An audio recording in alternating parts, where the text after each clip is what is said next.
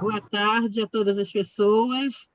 Estamos dando continuidade à segunda mesa do quarto dia do 40º colóquio do Comitê Brasileiro de História da Arte.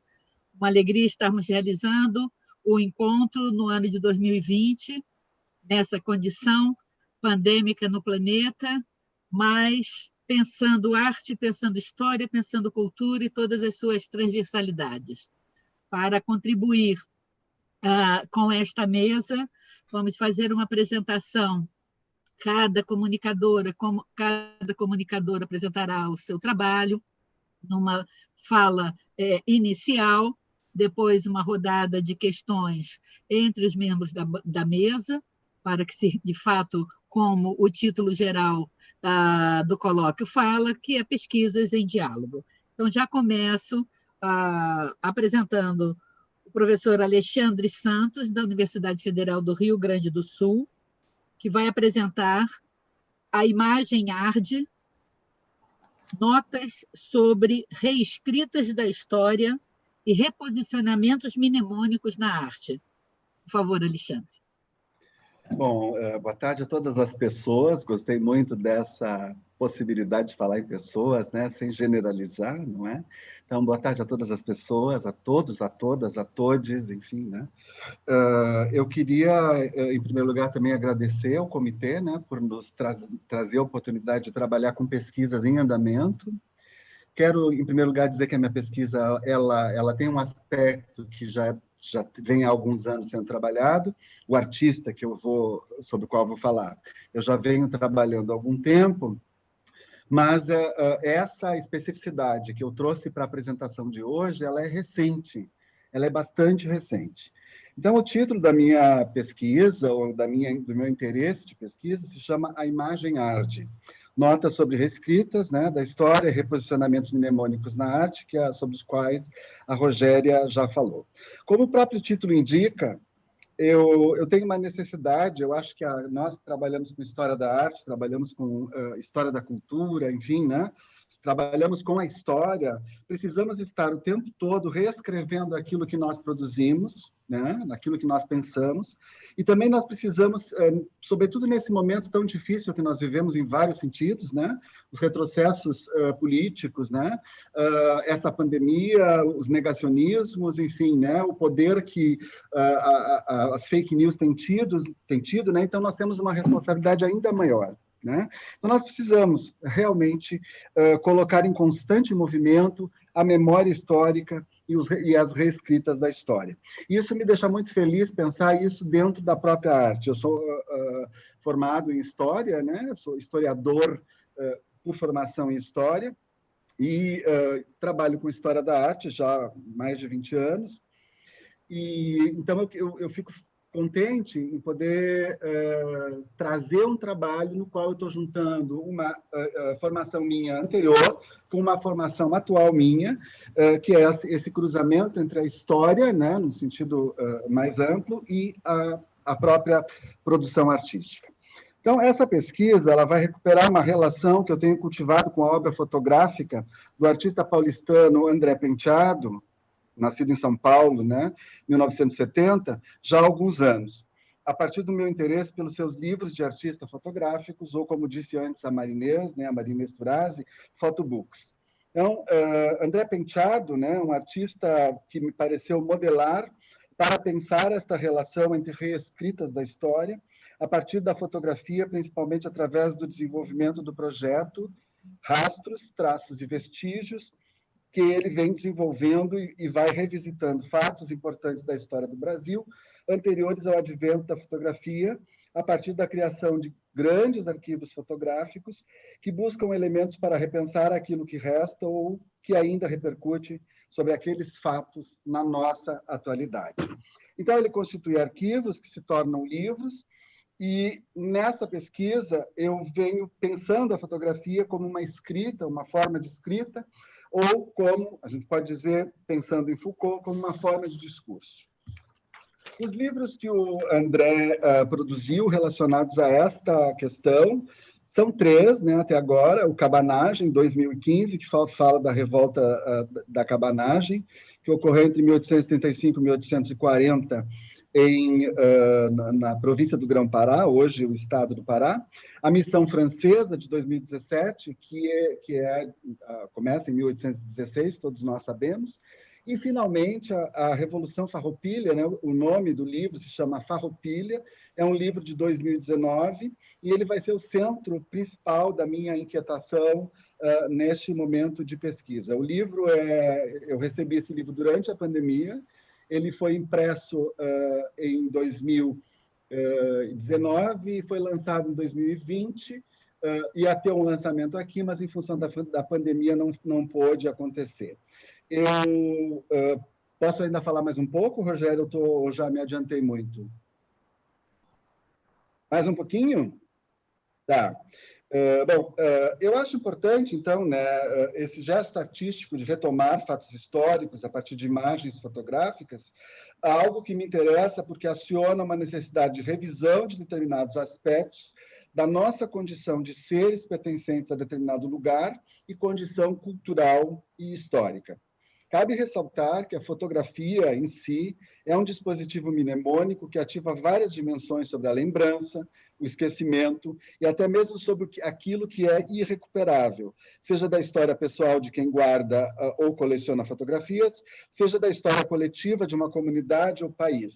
Barthes vai nos falar, né, da parcialidade da imagem fotográfica, sendo uma mensagem sem código. Mas, por outro lado, né, outros teóricos com os quais eu tenho me aproximado mais nos últimos meses, né, como é o caso, por exemplo, do John Tagg, que é um fotógrafo, que é um historiador da fotografia, algumas questões relacionadas aos discursos, por exemplo, em Foucault, e ainda, né, o de Huberman e a própria teoria queer e o decolonialismo, né, a teoria decolonial, todas essas questões me levam à possibilidade de pensar a fotografia como sendo um produtor, uma produção de discursos que é capaz de trabalhar a história de forma crítica. É um pouco sobre isso que eu quero falar, principalmente a partir de Huberman, né, que é quem dá um pouco, me ajuda a batizar o nome dessa comunicação, né,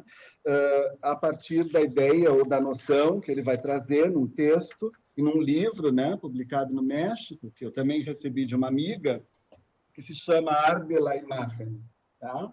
Gente, eu vou parar aqui, porque eu acho que tem outras questões que poderão vir durante a discussão, e aí a gente poderá falar bastante, espero, sobre essa nova pesquisa. Obrigado. Obrigada, Alexandre. Então, passo para Maria Isabel Ribeiro, da FAAP, São Paulo, Faculdade Armando Penteado, que vai falar sobre álbum Bélgica-Brasil, Imagens para o Rei Ver.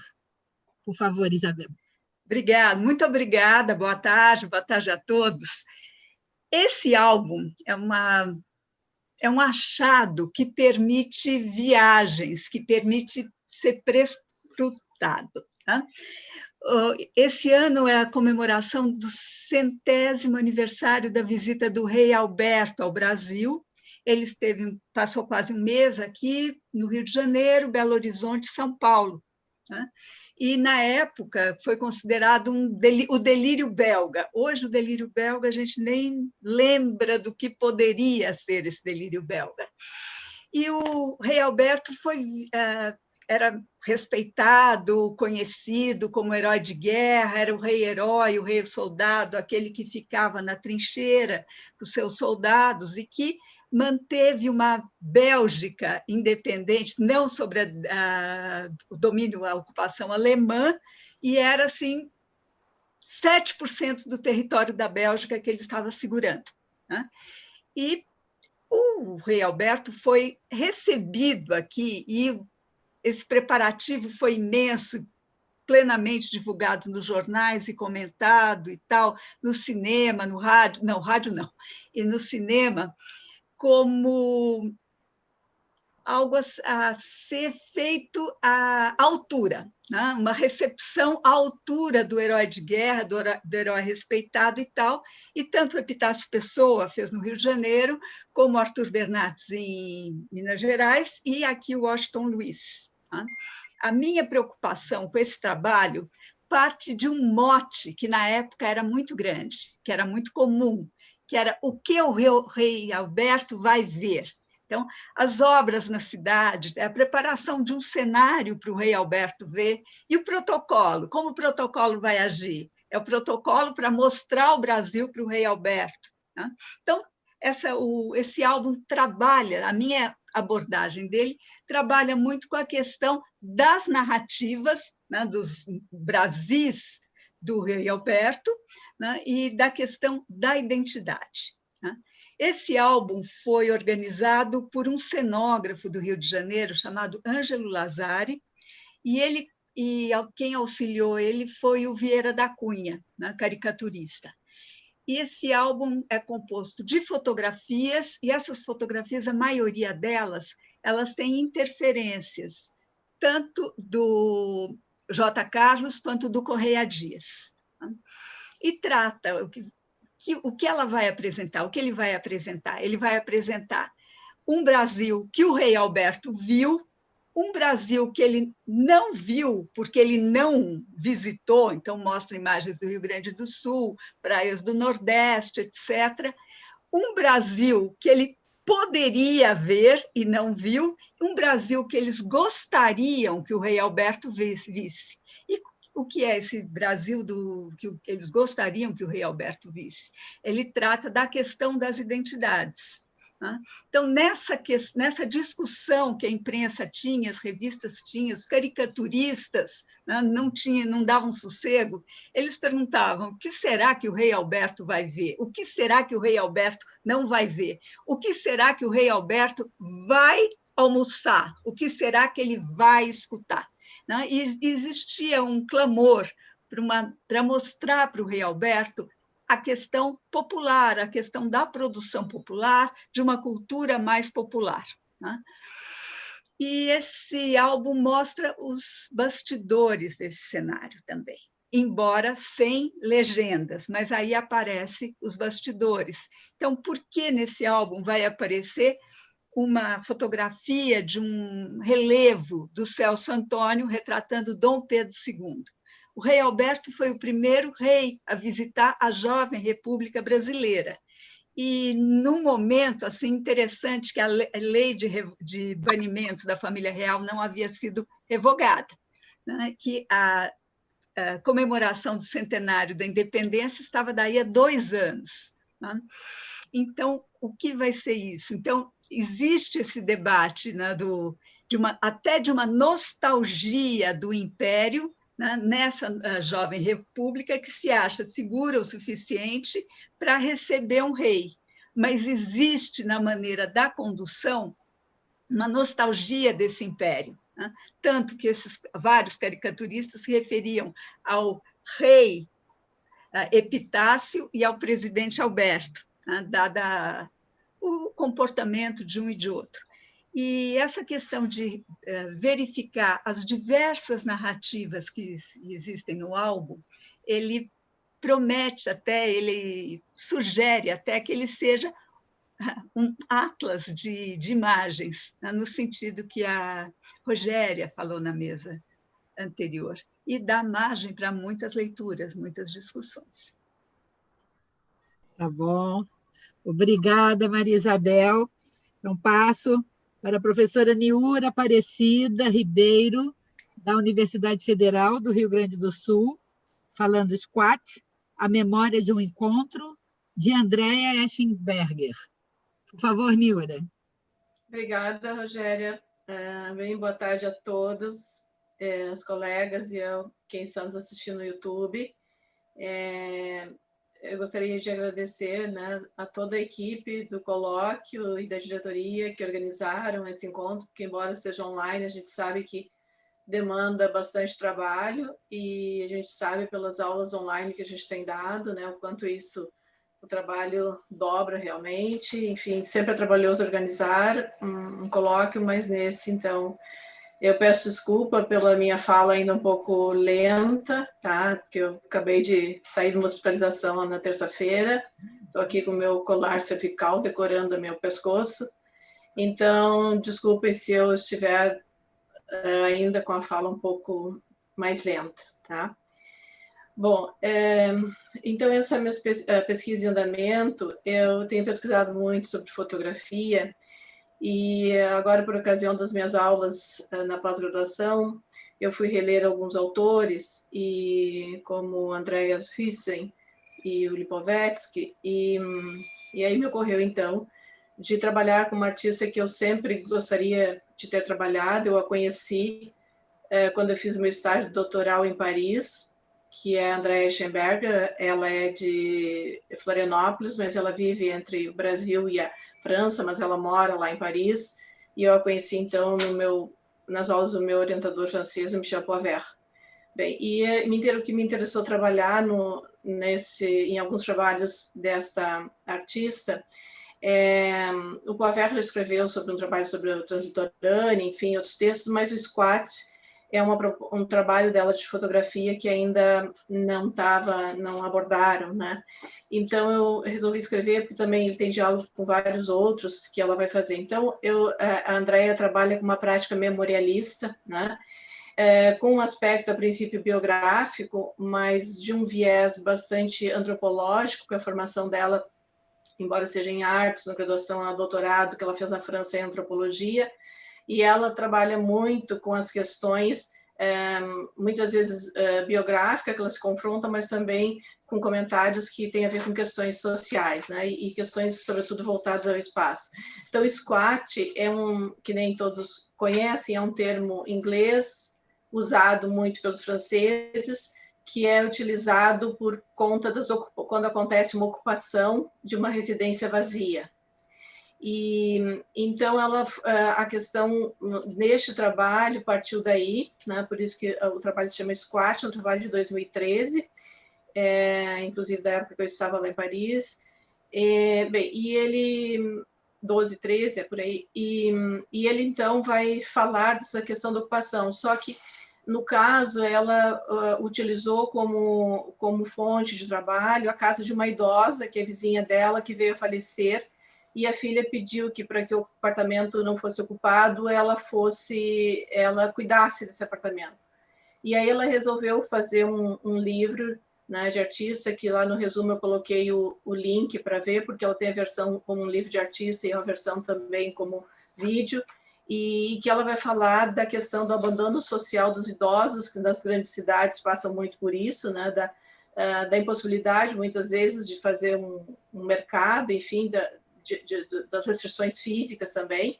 Então, dessa condição de isolamento, por isso que eu lembrei do Lipovetsky, porque essa questão da sociedade contemporânea, de que tudo é volátil, tudo é descartável, né, e que nada é permanente. Bom, aí poderíamos citar outros autores também, e o Andreas Huyssen também, que fala das questões da memória, né?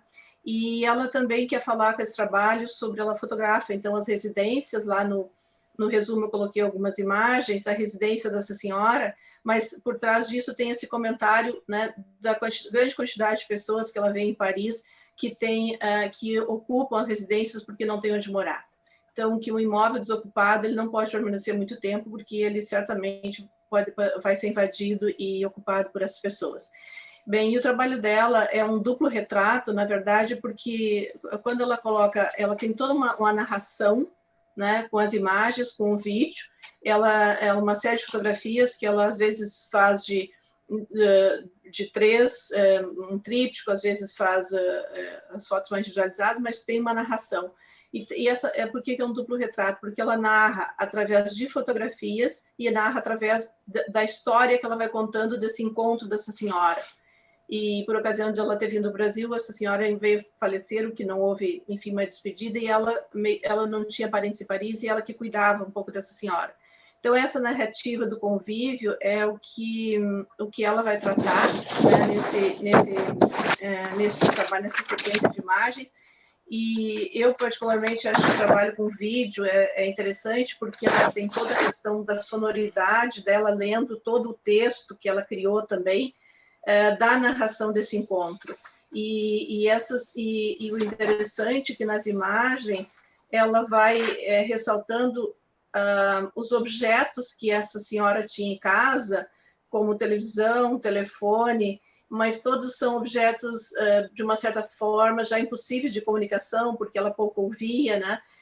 Pouco caminhava, né? Alguém trazia comida para ela, então ela vai ressaltar elementos, né, desse cotidiano dessa senhora, bengala, fotografias, a caixa de correspondência cheia, que obviamente não tinha mais utilidade, e ela vai intercalando nesse livro a narração escrita do texto e as fotografias.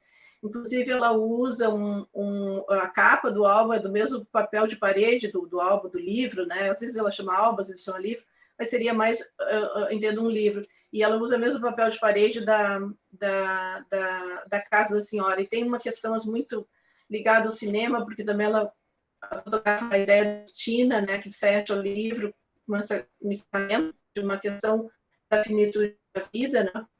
Então, ela fotografa também a entrada da casa, o corredor. Então, são uma série de fotografias que, através do espaço, ela vai dar a conhecer quem é essa senhora. Então, é isso, né? Posso colocar mais coisas depois na hora do debate. Muito obrigada. Muito obrigada, Nura. Passo, então, para Nara Cristina Santos, professora da Universidade de Santa Maria. Por favor, Nara. Olá, boa tarde, Rogéria, boa tarde, colegas da mesa, Alexandre, Ângela, Maria Isabel, Nelson, Nura, toda a equipe do CBHA que fez possível esse evento online, e a todo o público que nos assiste, uma boa tarde. Bom, eu vou falar um pouco da pesquisa que eu venho desenvolvendo já há algum tempo, em torno de um projeto que é o Museu Arte, Ciência e Tecnologia, e do qual, né, eu vou tratar mais especificamente de um festival, que é o festival que acontece a cada ano, desde 2014. Esse projeto do Museu Arte, Ciência e Tecnologia, ele começou em 2011, junto com uma colega da Bioquímica e colegas de outras áreas. Durante esse período, nós fizemos várias ações. Agora, para 2020, nós conseguimos um espaço físico para o museu, que é no mezanino do planetário, aqui da Universidade Federal de Santa Maria. Mas, enquanto isso, nós fomos fazendo outras ações, né, pensando exatamente que se trata de um projeto de ensino, pesquisa e extensão. Então, eu compartilho com vocês um pouco do que é esse Festival Arte, Ciência e Tecnologia, Estratégias Curatoriais e Transdisciplinares, porque a ideia do festival é realmente propor e discutir estratégias curatoriais transdisciplinares nos nossos espaços institucionais, né, de maneira a contribuir para uma história, teoria e crítica da arte recente. Então, daria para se perguntar qual é a contribuição, né, dessas exposições, suas estratégias, processos, né, para uma história da arte, né, para a contemporaneidade, pensando que trabalhar com a arte contemporânea é trabalhar mais ou menos a partir da concepção do Groys, para quem ser contemporâneo, né, é aquele que é camarada do seu tempo, que trabalha com as questões do seu tempo. Então, não é necessariamente a contemporaneidade, né, mas uma produção de arte contemporânea. Esse festival ele é desenvolvido, né, todo ano desde 2014, como eu já comentei, pelo grupo de pesquisa que eu tenho, Arte e Tecnologia no CNPq, junto ao Labar também, que coordeno aqui na universidade. E tem acontecido no âmbito da universidade, também em outro museu da cidade, enquanto a gente não tem o nosso. Mas o que interessa, né, dessa conversa toda é pensar como que essa curadoria, que é sempre compartilhada, com minhas orientandas de mestrado e doutorado, mais recentemente, nas últimas 4 edições, com uma colega da Argentina, vem sendo pensada a partir de um argumento curatorial transdisciplinar. E aí seria bom a gente pensar também quais são as questões, né, que fundamentam essa ideia da transdisciplinaridade. Nós encontramos na Carta da Transdisciplinaridade de 1994, defendida em Portugal pelo Nicolescu, o Morin e o Lima de Freitas, 14 artigos, dos quais alguns valem a pena ser mencionados, né? Então, no artigo 3, que a transdisciplinaridade ela é complementar e a aproximação disciplinar faz emergir da confrontação das disciplinas novos dados que se articulam entre si, ou mesmo do capítulo 5, que é a visão transdisciplinar, né, ela está resolutamente aberta na medida em que ultrapassa, né, o domínio das ciências exatas, que se articula com as ciências humanas e até mesmo com as artes, até o artigo 6, que fala também de uma relação com a interdisciplinaridade, com a multidisciplinaridade, e até com aquilo que é multidimensional no transdisciplinar, que poderia levar também a um horizonte pós-histórico. ou melhor, transhistórico, se pensado, né, a partir do Bourdieu.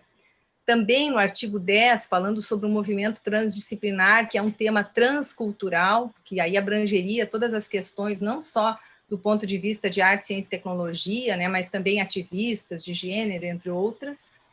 E também o artigo 11, que fala de a educação autêntica, né, pensada do campo transdisciplinar. Então, essas são questões que norteiam essa ideia de um argumento transdisciplinar para se pensar as inter-relações entre arte, ciência e tecnologia. E mais recentemente, uma outra autora, né, foi agregada ao meu estudo, que se chama Zoe Capola, a partir de um evento também que fizemos aqui esse ano, de um estudo aprofundado sobre transdisciplinaridade, e ela, já do ponto da ciência, diz o seguinte, que explorar a transdisciplinaridade na arte, nas ciências, levanta questões sobre os aspectos epistemológicos inerentes ao cruzamento das duas, ciências e artes.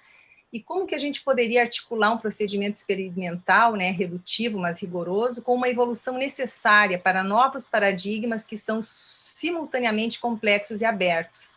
E ela fala isso, claro, do campo da ciência, e depois se pergunta, os artistas enfrentariam paradigmas do seu tempo? Óbvio, né, que enfrentamos os paradigmas do nosso tempo. Então, pensar um argumento transdisciplinar nas 7 edições do Festival Arte, Ciência e Tecnologia, né, nos últimos 7 anos, diz respeito a cada ano, sobretudo a partir do terceiro, envolver conceitos específicos às exposições. Por exemplo, bioarte foi um tema, neurociência foi outro tema, luz e energia foi outro tema, água e sustentabilidade, outro tema, reunindo sempre artistas nacionais e internacionais, entre sul-americanos, americanos e também ibero-americanos.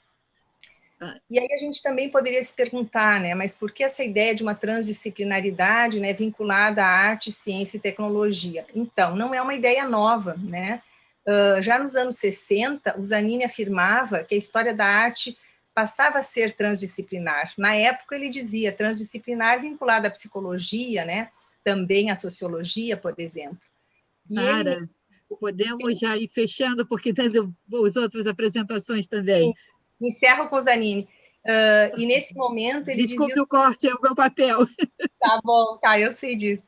E nesse momento, ele já dizia, então, que com as novas mídias, né, a ideia da transdisciplinaridade na arte, ela se torna realmente necessária, né?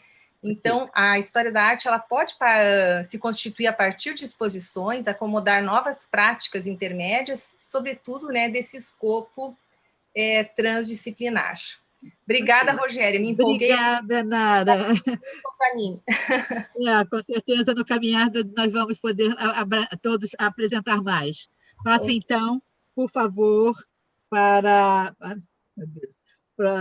a Ângela Grando, da Universidade Federal do Espírito Santo, que vai falar sobre bioviola, entre lugar, passagem, entre imagens. Por favor, Ângela. Obrigado, Rogéria. Agradeço imensamente aos organizadores do colóquio, não é? Essa possibilidade, a disponibilidade que os colegas tiveram dessa organização, de permitir esses momentos que a gente está vivenciando, essa troca de informações, de pesquisas, de questões que realmente conduzem a vida, não é? Nos trazem força em momentos de uma crise existencial que todos nós, cada um à sua maneira, vem atravessando. Então, boa tarde aos colegas, aos que estão nos assistindo, e é muito bom de estar aqui com vocês. Obrigada. De forma mais ampla, não é? A pesquisa que eu venho desenvolvendo, que está em desenvolvimento, vem abarcando estudos sobre práticas espaciais, imagens expandidas, através de processos, análise, né, de trabalhos específicos de determinados artistas. Num primeiro momento, utilizei com um grupo de pesquisa estudos sobre tanto os textos teóricos quanto práticas do espaço do espectador através dos textos teóricos de Hélio Oiticica. Posteriormente, desenvolvi uma série de análises sobre instalações de Cildo Meirelles, Danielle Duran, trazendo, sem dúvida, essa convergência posteriormente com o trabalho de Bill Viola, não é? Eu diria que transitar pelo trabalho de Bill Viola é liberar mesmo corpo e mente para imergir no campo das imagens, não é? Diria fluxos de imagem e movimento. Nas palavras desse videoartista, ele diz: eu nasci com vídeo, é a certidão de nascimento. De fato, ele está entre os pioneiros, não é? Ao lado de Nanjuni Paik, Peter Campos, Bruce Nauman, e dentre outros. E tem, eu diria, no círculo dos primeiros, o potencial de engendrar um campo de energia para além do sentido imediato, não é? Trazer esse eixo de uma visão holística, dessa fusão entre arte, filosofia e religião. Há muito esse eixo, realmente, dessa visão das imagens dentro de uma forma que transcende, que vai para um lado místico, até realmente de uma força de grandeza que ele foi conquistando à medida dos seus deslocamentos, contatos com o budismo, buscas, e como ele diz, e aqui eu falo um pedacinho, e é palavras do Bill Viola: se eu não tivesse estudado as tradições dos poetas e dos místicos, que no momento, aliás, que ele começa com o vídeo, não é? Ele já procura essa questão, eu penso que não poderia ter feito muito progresso. Essas particularidades me deram a linguagem para compreender o que eu realmente estava vendo.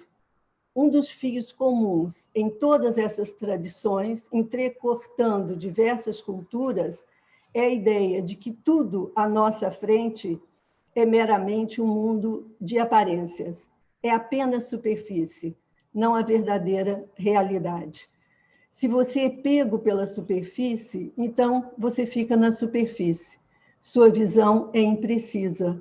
Os sensos transmitem informações ilusórias, traduções unidimensionais. Quer dizer, eu puxei essa questão um pouco para já trazer a essência do que se discute em trabalhos, não só nesse que a gente vai falar, mas essa busca de Bill Viola de se ultrapassar, de estar realmente conduzindo uma inquietação de vida, de sensibilidade nessa visão holística do mundo, não é?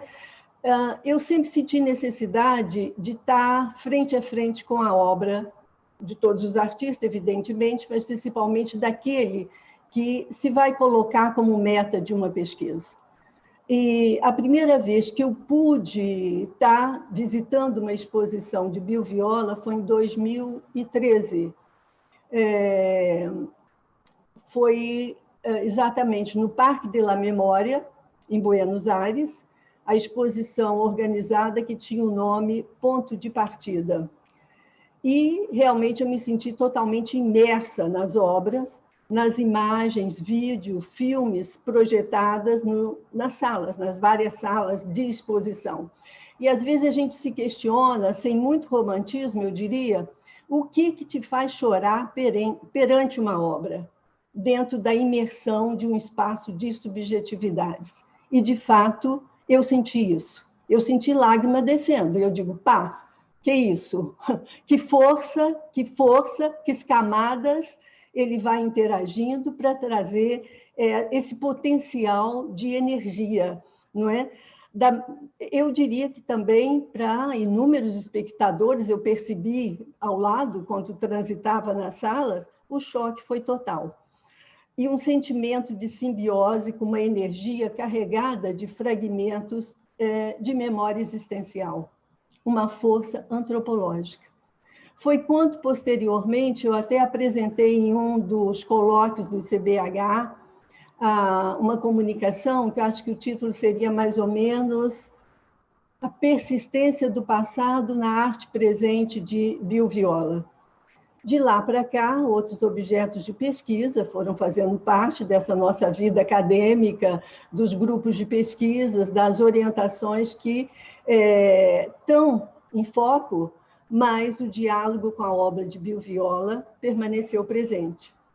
Quer dizer, para esse colóquio, Pesquisas em Diálogo, buscamos, entre esse vasto arco de obras desse fantástico videoartista, uma conexão com esse período de extrema crise que estamos vivendo, quanto o sentimento de vulnerabilidade perante a pandemia engendra incertezas que operam talvez como uma fonte de resiliência, necessidade de superar limites aos quais o corpo é exposto. Então, optamos para discutir, já traduz o título, Razões para bater a porta de uma casa vazia. Obra videográfica que exige processos mentais que infringe tanto o artista quanto os participantes. Né? Eu não sei pelo tempo, Rogéria. Já estamos terminando. Já estamos no final. Pode só ser. Dessa obra, para deixar, não é, uma margem para seguir, eu diria que nessa obra, como em um ritual, esse videoartista testa a resistência tanto do seu corpo, da sua mente, por um lado brutal de confinamento, não é? Então, podemos discutir como essa interação vai se colocando, como são os eixos desse confinamento. Okay? Obrigada. Muito obrigada, Ângela. Chamamos, então, Nelson Porto Ribeiro, da Universidade Federal do Espírito Santo, que vai falar sobre os engenheiros e o neoclassicismo. Por favor, Nelson.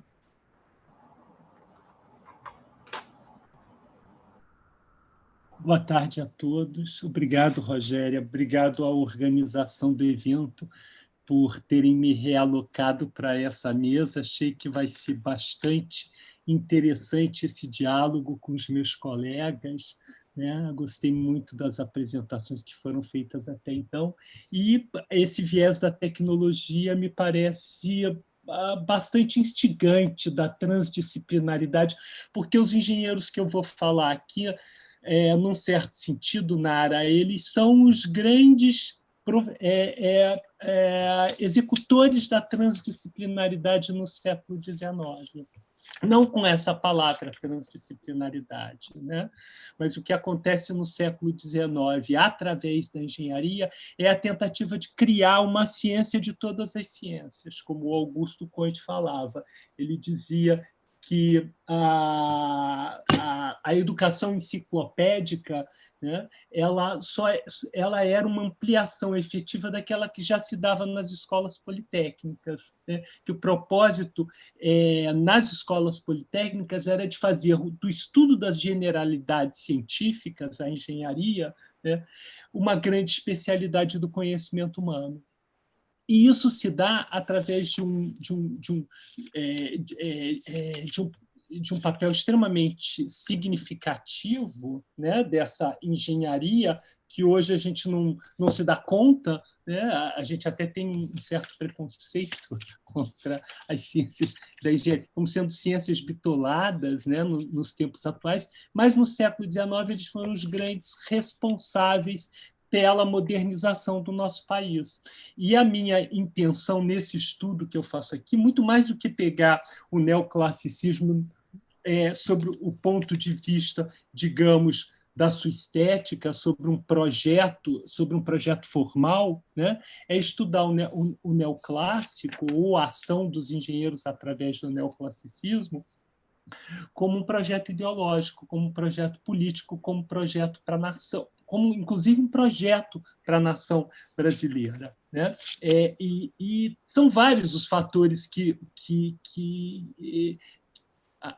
me trouxeram, não digo perplexidade, mas que me trouxeram coisas para repensar. O fato, por exemplo, da qualidade começou por aí, né? Pela uma questão, vocês sabem, a minha formação, eu sou arquiteto, então tratava-se de uma questão da arquitetura, das técnicas, né, da qualidade técnica e desse grande salto que acontece no neoclassicismo da primeira geração para a segunda geração dos arquitetos neoclássicos. E eu constatei que toda essa segunda geração de arquitetos neoclássicos era toda de engenheiros. Por mais que eles tenham sido, muitos deles tenham se firmado como nomes, né, e eram discípulos, digamos, de Grandjean de Montigny na Academia Imperial de Belas Artes, eles eram, antes disso, eles eram engenheiros militares ou engenheiros da Politécnica, é o caso do José Cândido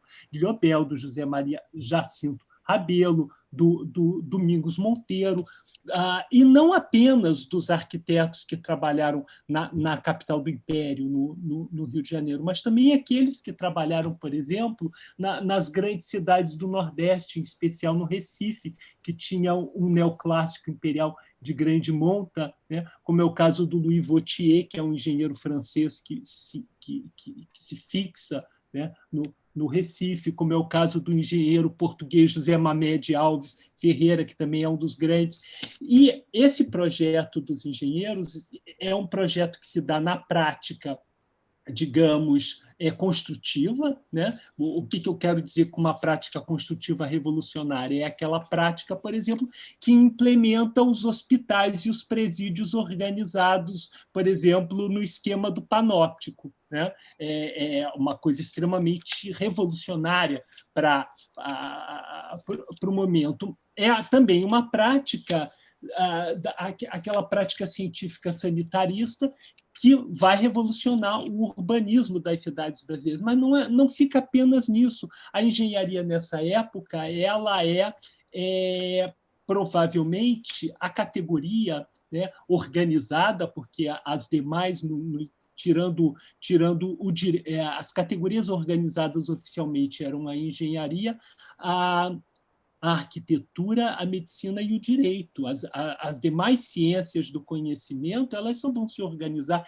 inclusive em cursos superiores, no século XX, né, que é o caso da história, da arqueologia, das ciências sociais em geral. Mas pense que uma grande revista científica, que era onde toda a produção científica brasileira acontecia desde o século XIX, já existe desde a década de 30 do século XIX, que é a revista do Instituto Histórico e Geográfico Brasileiro. Quem eram, por exemplo, os cientistas que escreviam, quem eram os profissionais que escreviam na revista do Instituto Histórico e Geográfico Brasileiro? Eram engenheiros, quer dizer, não apenas engenheiros, tinham muitos padres também. Os padres faziam ciência no século XIX. Tinham muitos padres, tinham alguns literatos e tinham alguns artistas, né? Mas aqueles que fizeram os primeiros estudos de etnografia, aqueles que tiveram contato com os índios, fizeram os primeiros, isso com exceção dos jesuítas, que já tinham tido um trabalho excepcional no século XVI e XVII, mas que estavam excluídos da vida intelectual desde o final do século XVIII, né? Mas aqueles que vão fazer os primeiros estudos de etnografia, de geografia, de antropologia, né, e mesmo de história, vão ser, em grande parte, engenheiros. Então, é em cima dessa perspectiva que eu quero desenvolver essa minha pesquisa, né? É uma pesquisa sobre a engenharia, sobre o neoclássico, mas, sobretudo, uma pesquisa sobre aquilo que vai tirar o Brasil do seu aspecto, né, colonial, que vai perdurar por grande parte ainda do Império e que vai transformar a sociedade brasileira numa sociedade laica, numa sociedade impregnada daqueles valores do iluminismo, reanimados pelo positivismo do século XIX e da engenharia. Ok, obrigado. Obrigada, Nelson. Agradeço a apresentação de todos e todas. A mesa, Fotografia e Tecnologias da Imagem, então, apresenta essa pluralidade e entrecruzamentos de trabalhos e também seus distanciamentos, e isso enriquece há agora um debate que é provocado pelos próprios comunicadores e comunicadoras, né? Nesse primeiro momento, nós temos algumas perguntas já dos membros do CBHA, mas esse primeiro movimento é esse diálogo mesmo entre as mesas, entre as pesquisas dos participantes da mesa. Alguém? Alexandre, por favor. Vou fazer duas perguntas, uma para a Maria Isabel e outra para a Niura. A da Maria Isabel tem relação um pouco com... Achei muito interessante essa ideia do álbum, né? A gente sabe que muitas vezes foram feitos álbuns fotográficos muito sérios, né? Muito assim, tentando produzir lá no século XIX, estou falando do século XIX, né? Álbuns fotográficos que produziam um discurso sobre a modernidade, por exemplo, das cidades, né? Durante o período sobretudo as mudanças que a República Velha trouxe. Porto Alegre fez isso, São Paulo fez isso, Rio de Janeiro, Belo Horizonte, todas, né? Agora, quando você traz esse álbum fotográfico de 1920, há alguns elementos que me parecem interessantes, e eu gostaria de ouvir um pouco mais você falando, Maria Isabel, que é esse tom jocoso, esse tom até mesmo ligado, por exemplo, à caricatura, né? E esses elementos dos bastidores. Isso me deixou bastante instigado a conhecer um pouquinho mais o teor desse álbum. Esse é um ponto para você que eu gostaria de você falasse um pouco mais. E uma outra questão que eu não entendi muito bem, é essa ideia das honrarias, né, ao rei, né, da Bélgica, como um herói de guerra e um herói respeitado. Eu gostaria que você falasse um pouco mais sobre isso também. Já posso emendar o da Niura ou não? Vamos Isabel responde para ficar mais conectado com a sua pergunta. Depois, um outro momento. Em primeiro lugar, quem era o rei Alberto nessa história? Ele era um rei da Bélgica, casado com a rainha Elizabeth, a da Avenida Rainha Elizabeth, né, que era Elizabeth da Bavária. E a ação dele durante a guerra foi considerada uma ação de muita integridade, né, porque o Kaiser deu um ultimato, porque queria atingir a França, chegar até a França, abrir um caminho para o mar, né, e deu um ultimato para ele abrir as fronteiras, porque ele queria passar, porque o exército alemão iria passar. O rei disse não, o rei se recusou, o rei falou, a Bélgica é neutra, né? A Bélgica é neutra e não vai se envolver nisso, e essa neutralidade tem que ser respeitada, né? E o que aconteceu? O Kaiser, o exército alemão começou avançando, ia caindo uma cidade atrás da outra, né? E o exército belga, que era um exército muito pequeno, ia sendo obrigado a recuar. O objetivo do Kaiser era chegar até o mar para chegar na França pelo Havre, por Le Havre, né? E foi recuando, até que chega um momento que ele está na fronteira da França, ele está entre a fronteira da França e entre o Mar do Norte. 93% do território belga estava na mão dos alemães, né? E, obviamente, os franceses tinham interesse em auxiliar, em ajudar, e também os ingleses tinham interesse nesse apoio, em apoiar o rei Alberto, né? Então, nesses primeiros ataques, ele teve esse apoio, né? Mas depois esse apoio foi retirado, ele salvaguardou aquele território dele, como eu falei, 7% do território total da Bélgica, né?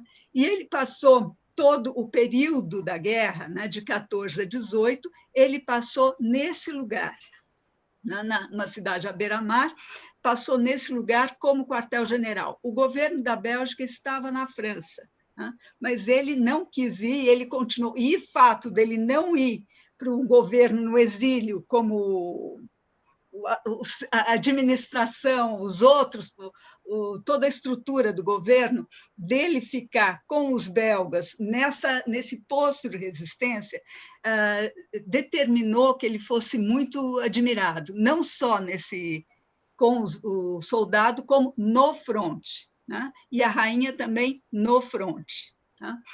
E daí, então, e os brasileiros, o mundo inteiro acompanhava essa ação do rei Alberto, as ações dele lá. Inclusive, é outro estudo bastante interessante, como as ilustrações das revistas, as fotografias das revistas ajudaram a criar esse mito do rei-herói, né?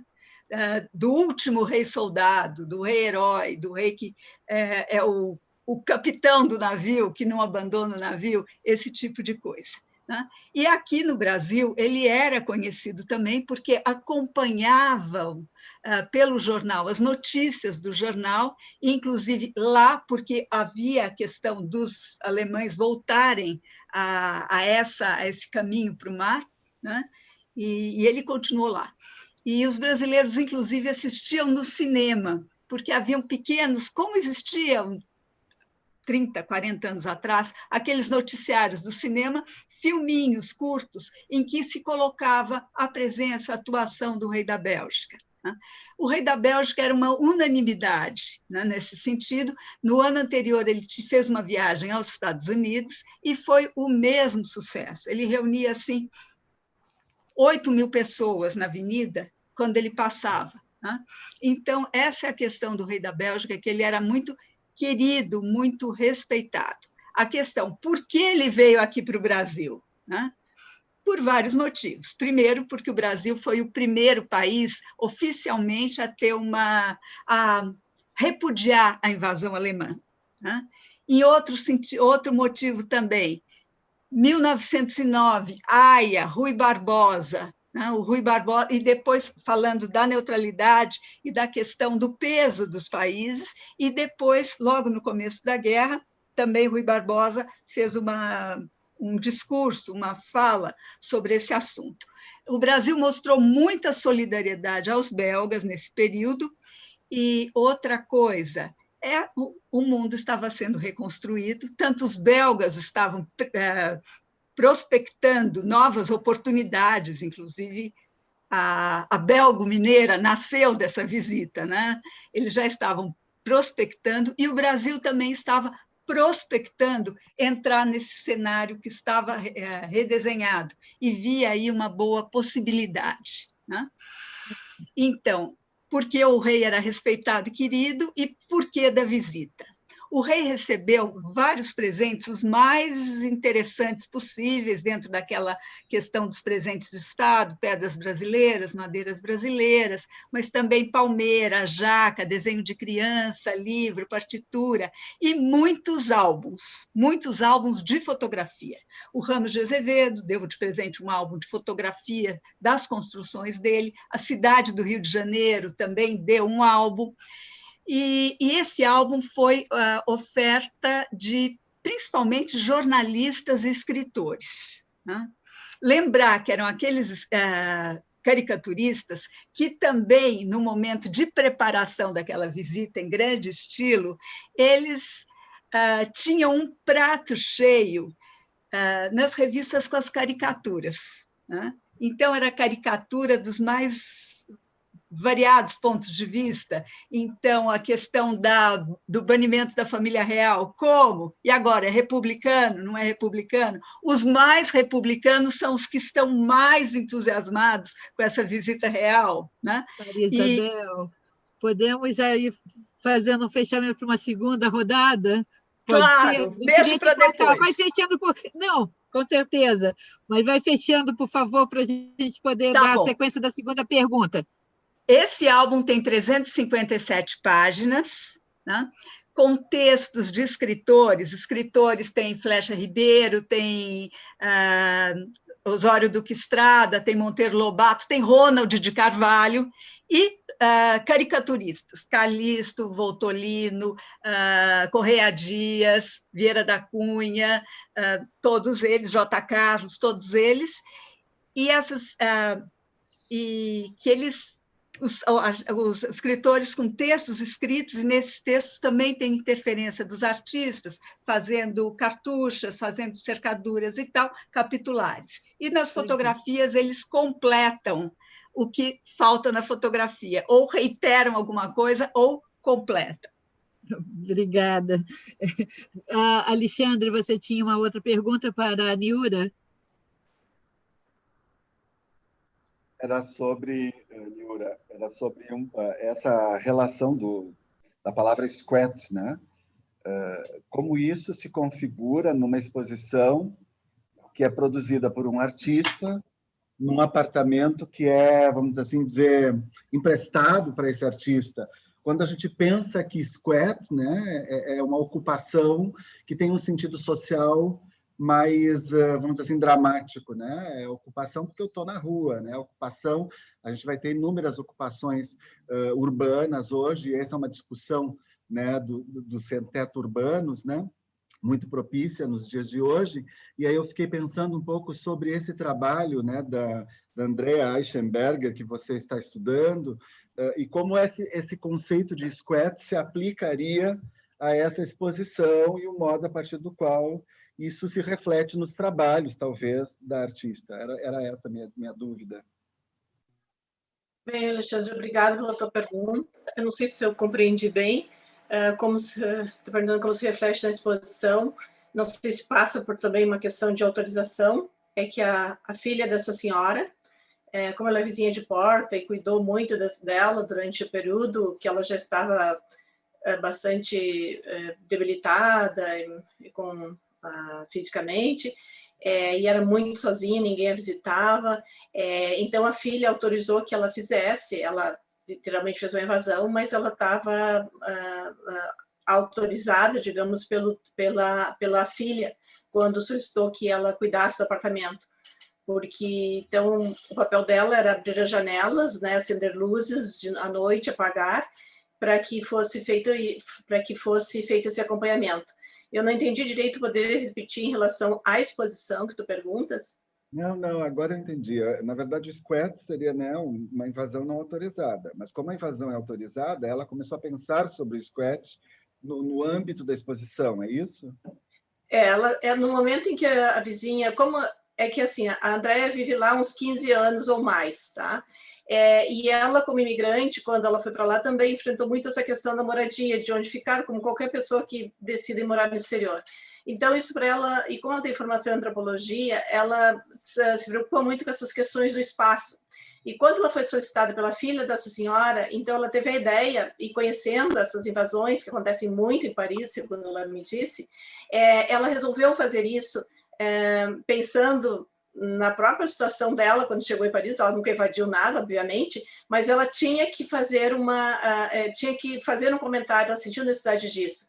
E ela tem um outro trabalho sobre as prisões, que é também muito interessante, que ela foi chamada, uma prisão em Beauvais ia fechar, e era o último ano de funcionamento, e ela foi solicitada a fotografar, a fazer retratos sem rosto, obviamente, das pessoas que estavam em confinamento, das mulheres, era uma prisão feminina, e também, mas sobretudo do espaço, né, dos objetos do espaço. Então ela se interessa muito em ver como é que, através do espaço, você pode contar uma história, seja de uma pessoa que está num confinamento, numa prisão, ou seja de um confinamento doméstico, né?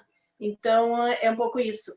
Mas e aí ela comprou também uma flor assim que ela foi colocando e foi fotografando essa flor murchando ao longo do tempo, né?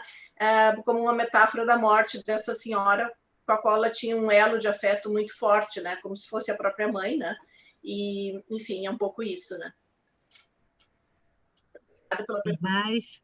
Quer fazer? Nara? Maria Isabel posterior? Nara? Então, Nara, por favor. Eu gostaria de fazer uma pergunta para a Ângela, em torno da obra do Bill Viola, em relação à tua experiência, né, Ângela, nessa exposição. Pelo que eu entendi, não só foi o vídeo, foi a videoinstalação, né? Lá estava a cadeira, enfim. Então, como é vivenciar uma obra, né? Que eu acho que é uma questão que todos nós precisamos nos fazer a cada momento diante de obras, né? De arte e tecnologia, como é vivenciar uma obra, né, fora do seu espaço-tempo, montada dentro de uma outra constituição que ainda mantenha, né, aquela proposta do artista. Então, como você tem estudado a obra, se você, diante da exposição, percebeu ali a mesma intenção do artista, né, disposição da cadeira, no espaço com o vídeo, nessa organização, pensando que as obras sempre podem ter, né, uma nova montagem, né, nesse sentido. Obrigado, Nara. Eu acredito que um ponto de base no processo do BioViola é a ideia, é o conceito, é a concepção de como ele vai interagir. Esse é um ponto.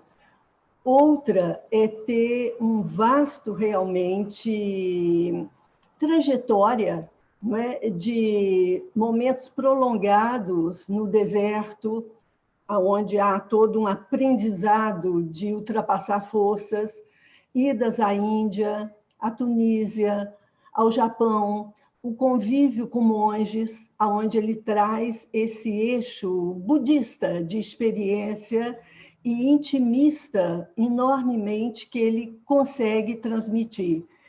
Outro, eu acredito, no meu entender, que é dos poucos videoartistas que já na década de 70 ele vai ter um estágio, um período em Florença, onde ele vai trabalhar todo um acervo no Museu dos Ofícios de Florença sobre história da arte. É interessante o valor que ele dá, aí por isso eu falo fragmentos de uma quase antropológico, de vivência.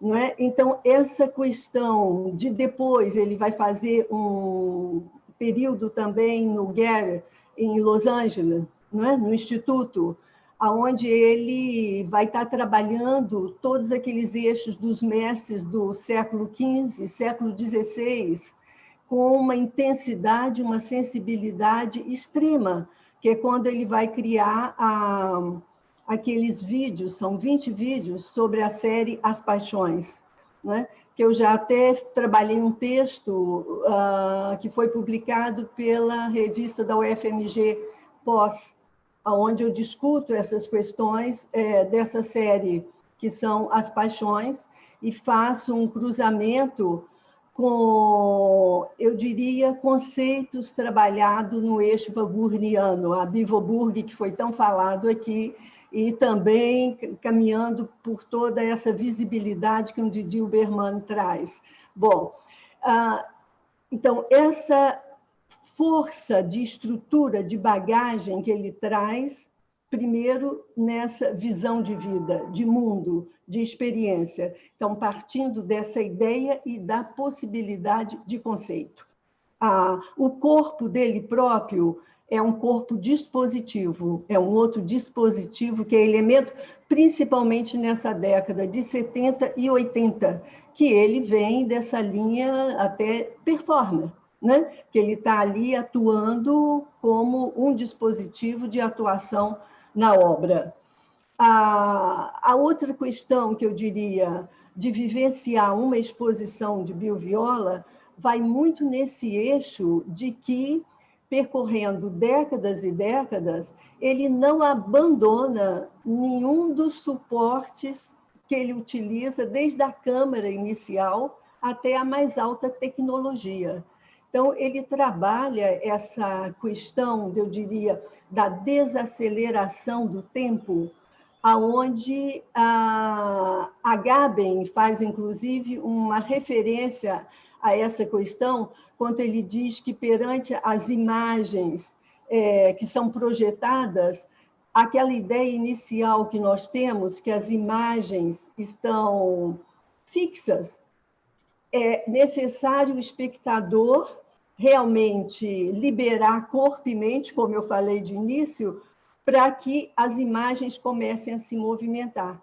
Porque há um domínio total de tecnologia que é assustador.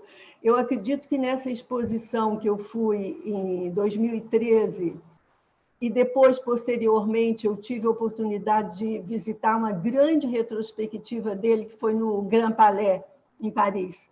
Não é?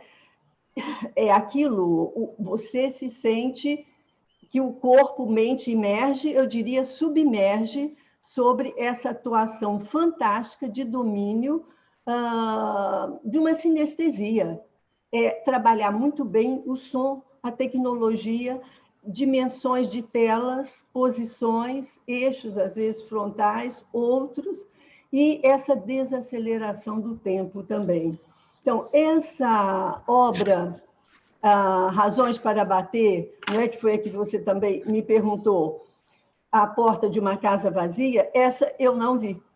Eu tive que estudar e sentir a dificuldade, porque uma coisa é estar cara a cara com a obra e estar imersa, porque a obra dele exige isso, outra é ver imagens e estar trabalhando, estudando para poder dar conta dela. Conhecendo a obra dele, eu digo que eu me deixei a imaginação trabalhar e está ali. Então, para esse trabalho do Bill Viola, são duas versões, uma de 82, que é a videoinstalação, e outra de 83, que é o vídeo, não é? Esse vídeo de 45 minutos. E há observações dele que é muito interessante, que é na ilha de edição, que ele realmente tem a possibilidade de estar mais dentro da obra, lógico, e trazer o que ele considera aonde vai refletir a obra, que é na mente do espectador. Então, ele chama muito essa atenção, não é? Agora, essa obra em si, grosso modo, o que se poderia falar? É o confinamento, 3 dias e 3 noites, que ele se propõe a ficar sem dormir. No vídeo, ele tem uma câmera fixa, grande angular, que ele tem uma cadeira que lembra a cadeira de execução, que ele está sentado, há locomoções e há uma asfixia, uma claustrofobia que ele passa para o espectador, um cansaço tremendo, não é? E também aprendendo com autores que escreveram sobre essa obra, porque eu tive que pesquisar, juntamente com André Arsari, que me acompanha nesse texto, que trabalhos de orientações, traduções, e a gente foi tecendo diálogo junto, não é? O que é muito válido, eu acredito, essa proposta de dialogar com pessoas atuantes que estão ali dentro, você conhece bem com seus trabalhos acadêmicos e tudo mais. Quer dizer, então, essa impossibilidade de interpretação. Na videoinstalação, é mais visceral para o espectador, porque ele faz apresentações diferenciadas em locais diferenciados, como no Instituto de Arte de Chicago, depois em Villeneuve-Fleury, na França, na La Chartreuse, e, em síntese, é o jogo de iluminação, que é muito forte, quer dizer, há aquela cadeira que está ali proposital para o espectador, ele vai se assentar ali como um réu na execução, à frente a ele tem a tela do monitor, não é? Que é exatamente esse perform do vídeo, que está ali e recebe sons tanto do monitor quanto de um microfone que ele tem. Não é microfone. O que a gente põe no ouvido, meu Deus? Fone, querida Ângela. O fone de ouvido colocado, não é? Que ali está emitindo sons que quase que leva para a própria cabeça da imagem que ele está vendo, porque são gravações que foram feitas na lapela do Bill Viola. Então, tem a respiração, tem a sensação, as batidas que ele recebe de jornal, golpeadas, é toda essa força, eu diria, som, luz, imagem e esse conceito básico que é a ideia, e eu diria a generosidade de passar toda uma força de coisa mental para o espectador. Ele consegue. Tá bom. Vou fazer uma outra. Nós temos Maria Isabel, que tem uma pergunta, e depois passa também para, se tiverem outras perguntas da mesa, se coloquem também, depois da Maria Isabel, que aí a gente passa para os membros do CBHA. Isabel, por favor. Obrigada, Rogéria. Para o Alexandre, né? Quando você coloca essa questão mnemônica, né, nesse trabalho, o que eu gostaria de saber mais, né, porque me dá a impressão que não é apenas um resgate do passado para trazer para o presente, para manter aquilo na memória, mas também uma relação passado-presente para discutir como essa memória vai permanecendo no correr do tempo e ela se materializa no presente. Né? E para a Nara, eu gostaria de saber mais da relação entre arte e tecnologia nesse projeto de vocês. Alexandre, então, primeiro. Não, sem dúvida, Isabel, o projeto esse, né, do André Penteado, ele tem uma relação com revisitar fatos históricos que repercutem no presente há muito tempo. E quando a gente pensa na Revolução Farroupilha, ou na Guerra dos Farrapos, ou na Guerra Civil dos Farrapos, como ela é chamada por alguns historiadores, a gente está falando no processo de construção, digamos assim, de todo um imaginário relacionado ao Rio Grande do Sul.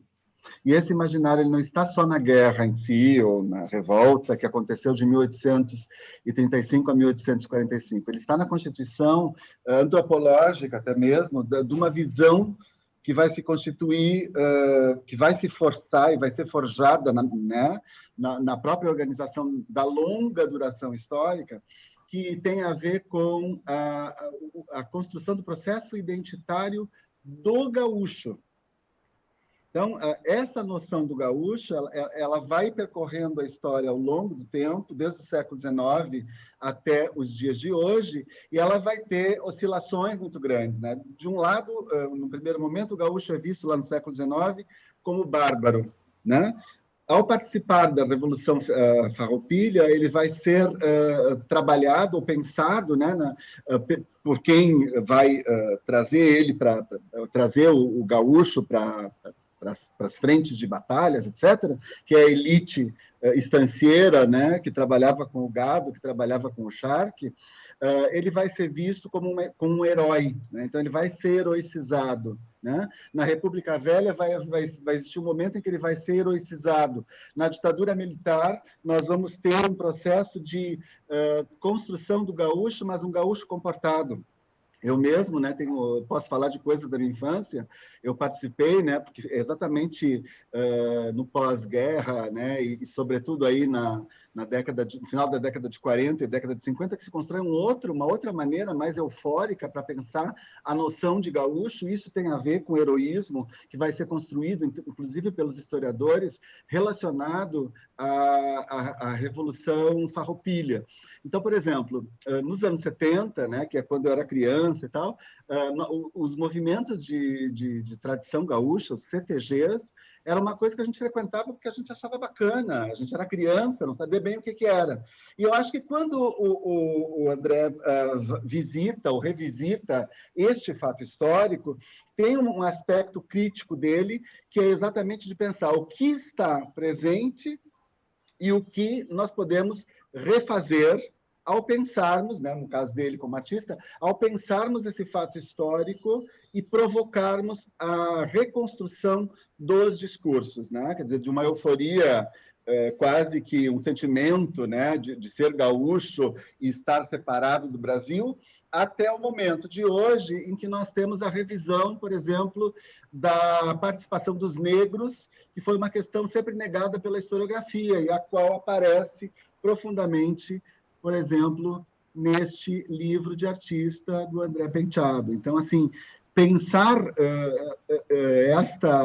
digamos, esse gesto artístico é pensar a construção de um arquivo que está relacionado a muitas lacunas, pensar a temporalidade, pensar o tempo anacrônico e, ao mesmo tempo, constituir elementos para pensar a própria história. É isso, basicamente. Não sei se eu respondi. Claro. Tem pergunta de Nara também, né? Para a Nara. Maria Isabel, obrigada pela questão. Então, nesse projeto, a gente pensa a tecnologia da seguinte maneira, né? Dentro da história recente dela, de uma tecnologia eletrônica, digital e computacional. Então, é como se a gente fizesse um recorte dentro do campo da tecnologia e estabelecesse esses 3 eixos para estudar: eletrônica, computacional, digital. Os artistas que trabalham com essas tecnologias nos interessam, né? Nos interessam para as exposições, né? Nesse diálogo, sobretudo, transdisciplinar também com a ciência. Então, pensar a tecnologia, também pensá-la através dos seus dispositivos, né, das suas aproximações com o público e, sobretudo, né, por isso a minha pergunta anterior para a Ângela, naquilo que é a experiência que a tecnologia proporciona, né, no conjunto da obra, porque a proposta, né, de uma arte que trata de questões tecnológicas não é propriamente discutir tecnologia, discutir as questões da própria arte, mas a tecnologia acaba sendo esse meio, esse dispositivo. E aí o modo como ela também propicia, proporciona que o participante, antigo espectador, participante, possa ser um interator, ou possa, inclusive, se sentir imerso dentro da obra, é o que nos interessa. Então, é o que decorre da tecnologia propriamente dita. É nesse sentido que a gente tem pensado a tecnologia no projeto, e é assim também que eu acredito, um meio. Obrigada, Nara. Posso fazer uma pergunta? O Nelson está inscrito. Era para ele, mas depois eu faço. O Nelson tem uma pergunta. Por favor, Nelson.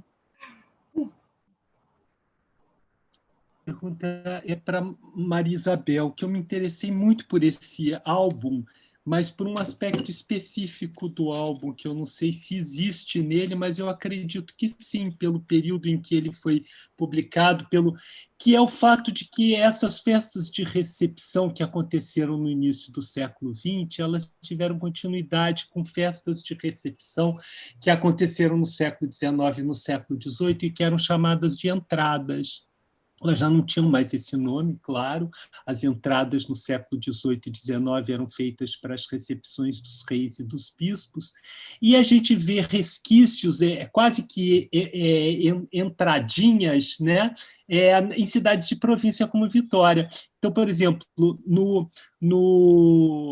nós tivemos uma recepção ao Nilo Peçanha em 1910 e outra ao Hermes da Fonseca em 1911, ambas em Vitória, que foram feitas festas venezianas, como você observou no caso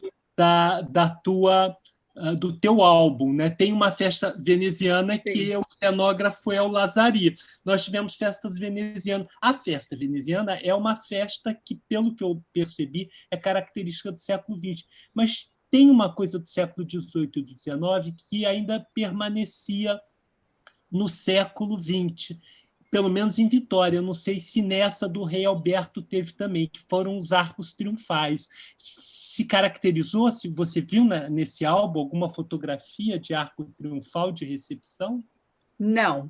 No álbum não tem, mas na documentação... A viagem foi muito documentada, né? Porque vieram muitos jornalistas de fora, ele trouxe 2 fotógrafos e um cinegrafista, e o Instituto Moreira Salles tem uma coleção que é de um fotógrafo, que eu não sei se é profissional ou amador, que fotografou. Mas no jornal aparecem imagens. A festa veneziana, discute-se que foi a mais popular, a que contou com mais presença de público, com interesse nisso, né? E os eventos todos, era o Brasil que queria-se que o rei visse, dos atletas, dos jogadores de futebol, né, das crianças, das escolas, das paradas. E a festa veneziana, ela não deu muito certo, para ser bem sincera para você, né? Porque parece que um dos barcos alegóricos afundou no meio da história, né? Mas ela se revestiu de muita pompa. Ok, obrigado. Então, vou passar para a Ângela. Ângela, uma última pergunta, então, da mesa. Tem várias perguntas aqui do CBHA, e a gente também verificar as perguntas do nosso público. Ângela, por favor. Antes da pergunta, eu só quero rapidamente me direcionar à Nara, porque ela fez uma observação com a qual eu compatuo muito, que é essa questão da tecnologia, e foi a sua pergunta para mim, na questão da arte, não é? Então, até te passando que, em relação a esse trabalho do qual a gente fala aqui, tem a pesquisadora Bárbara London, que foi fundadora da área de vídeo no MoMA, em que ela pontua que Bill Viola foi o primeiro artista a expor não na área da tecnologia, mas na área de arte. Então, esse eixo, essa transação. Obrigada. Nelson, bom te rever, muito tempo que não via, não é? Mas, então, me interessou muito algo que você pontuou, enquanto discutiu o seu trabalho, essa questão do transdisciplinar no eixo desses engenheiros. Pode pontuar um pouquinho mais? Ok, Ângela, obrigado pela sua pergunta. Também é bom revê-la, né? A gente já não se revê mais na universidade, né? Não. Fechados. Então, essa transdisciplinaridade, evidentemente não com essa palavra, até porque esse conceito é relativamente recente, mas a ideia no século XIX é que existia uma ciência, especificamente, que era uma ciência transdisciplinar. E essa ciência era a ciência da engenharia. Cabia a ela uma série de atividades que não eram atividades. Por exemplo, se você for procurar a bibliografia científica do século XIX, quem escrevia sobre instrução superior, quem tinha, por exemplo, um projeto pedagógico para a nação, era o Arão Reis, o mesmo engenheiro que fez, por exemplo, Belo Horizonte. Também era da autoria dele um parecer submetido ao Conselho Nacional de Educação sobre o Esperanto como língua auxiliar comum a todos os povos, né? Os principais panfletos também sobre a seca, sobre a questão das madeiras e a aplicação, que a rigor hoje seria uma tarefa digamos, de climatologistas ou mesmo de botânicos, era dado por André Rebouças, pelo próprio Arão Reis, né? Também toda a política da escravidão anti-escravagista no Brasil foi dado pela engenharia por exemplo, as reflexões de Condorcet sobre a escravidão dos negros, que era muito utilizada como um panfleto anti-escravidão, foi traduzido pelo Arão Reis, né, que era um dos grandes polemistas. E os engenheiros, como um todo, eles estiveram à frente de todas essas grandes questões nacionais, diferentemente dos médicos, dos arquitetos e dos advogados. Eles tinham uma ação que era uma ação que a gente poderia dizer nas palavras atuais transdisciplinar. Okay. Obrigado, Nelson. Nada. Ok. Nós temos as perguntas, são 3 perguntas que temos para a Maria Isabel, né? A Almerinda, primeiro, você quer, Almerinda? Boa tarde a todos, prazer vê-los, né? Na verdade, eu gostaria de fazer várias perguntas, mas é impossível, né? Eu vou fazer uma pergunta para a Isabel, simplesmente porque o álbum me interessa, não pelo rei, porque eu não gosto de reis, mas pelo álbum. Pelo álbum. É assim, esse Vieira da Cunha, o nome dele era Antônio Belisário Vieira da Cunha, era aqui de Cachoeira de Itapemirim, do sul do estado, né? Sim. Mas a carreira dele toda se desenvolveu no Rio. E eu orientei um trabalho, na verdade, foi uma pesquisa que eu comecei, depois desisti, uma aluna minha uma orientada minha do mestrado, acabou fazendo a dissertação sobre ele. E ele, além de caricaturista, foi um grande crítico de arte. Ela não trabalhou ainda com a crítica de arte, porque era impossível trabalhar com tudo num único trabalho, não é? Eu queria saber o seguinte, Viloca, como ele era amigo do Correia Dias e eles tiveram um ateliê juntos lá no Rio de pintura, que ele também era pintor. E eles abriram uma editora chamada Editora Apolo lá no Rio, que eles editavam, fala-se, né, que seriam os primeiros livros considerados modernos no Brasil, e um álbum chamado Apolo, né? Eles publicaram vários números desse álbum, que eram desenhados, também tinha muitas vinhetas do Correia Dias, né? Enfim. O que eu queria saber é assim, Biloca, onde você localizou esse álbum, que eu não conhecia? Então, esse álbum caiu na minha mão, né? Ah, bom. Porque em 2006 eu fiz uma exposição, eu montei uma exposição, fiz a curadoria de uma exposição justamente sobre a visita do rei Alberto, as fotografias da visita do rei Alberto e as fotografias do filho dele, que também veio para cá naquela época, mas as fotografias dele depois de ele ter abdicado, depois da Segunda Guerra Mundial, de ter abdicado. São fotografias na Amazônia, são fotografias muito interessantes. E quando eu fui fazer a pesquisa lá na Bélgica, lá no arquivo deles, tal, eu pedi fotografias da viagem e tal, e daí o arquivista-chefe falou, tem um álbum aí que está cheio de fotografias, você quer ver? Né? Eu quero ver. Só que nesse álbum não tinha fotografia nenhuma da viagem, porque é um álbum de recordação, é um presente de recordação. Né? E foi aí que eu caí, porque cada imagem, o álbum não é impresso, ele é desenhado, ele é caligrafado, ele é peça única. Né? E a função do Vieira da Cunha nesse projeto foi justamente fazer o contato e pedir os textos para os escritores e pedir as imagens para os artistas. Quer dizer, ele circulava...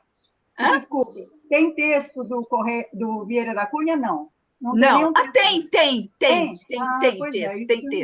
Tem texto dele, mas laudatório, né? O rei é o máximo, a Bélgica é o máximo, a Bélgica, coitada, as ruínas e tal. E caricaturas? Dele, não. Não. Do Vieira da Cunha, não. Tá bom. Obrigada. Tem a pergunta, Marise, por favor, você fez uma pergunta.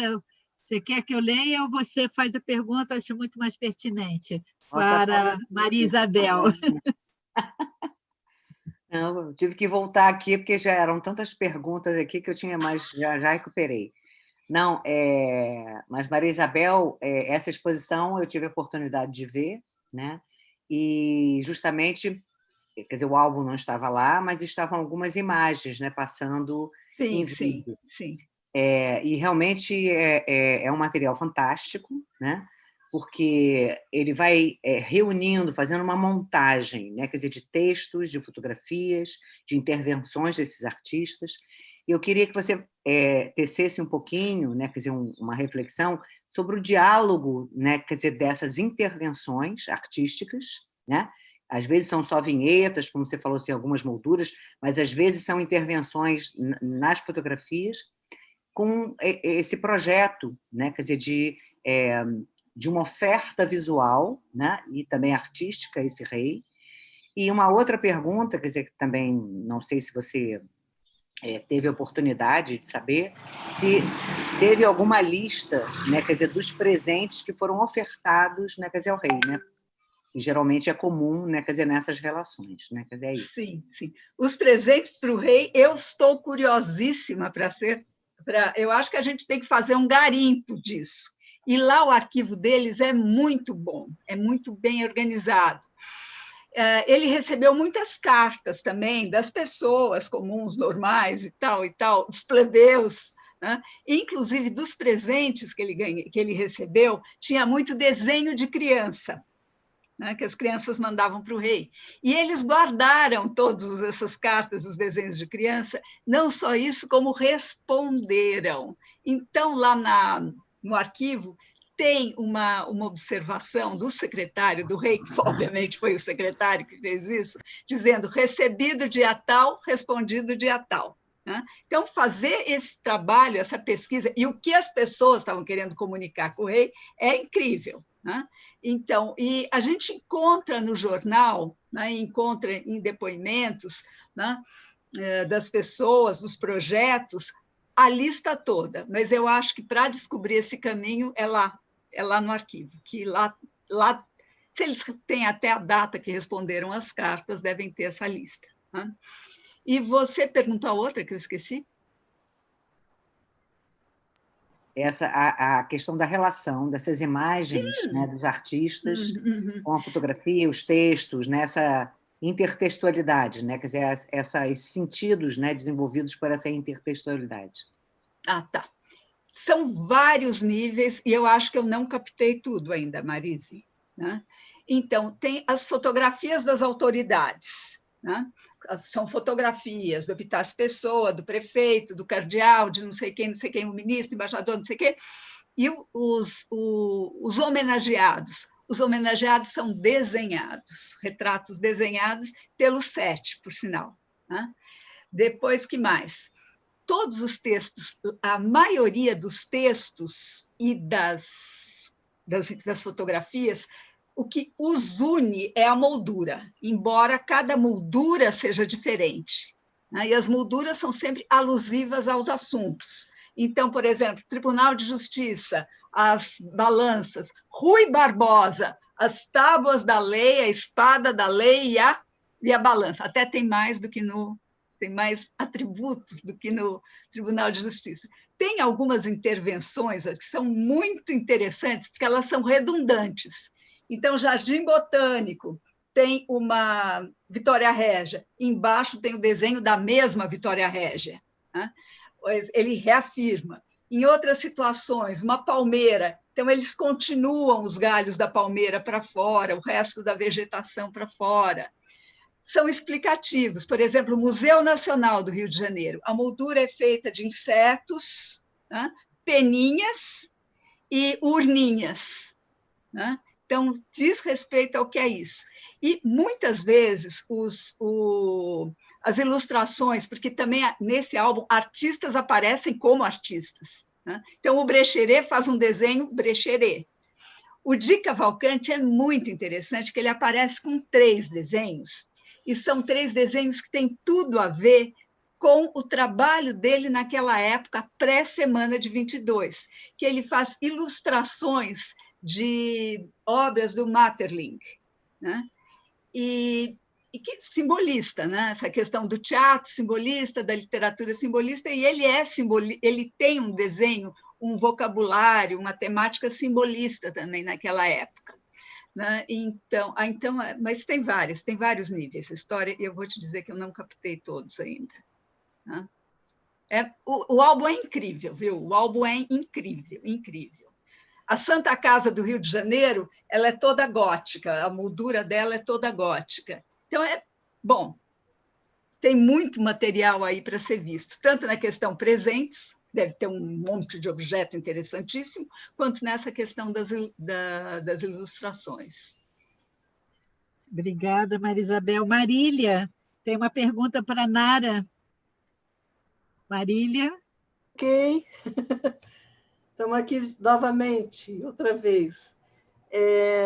Parabenizo a mesa, né? Está muito interessante essa discussão de fotografia, instalação, arte e tecnologia.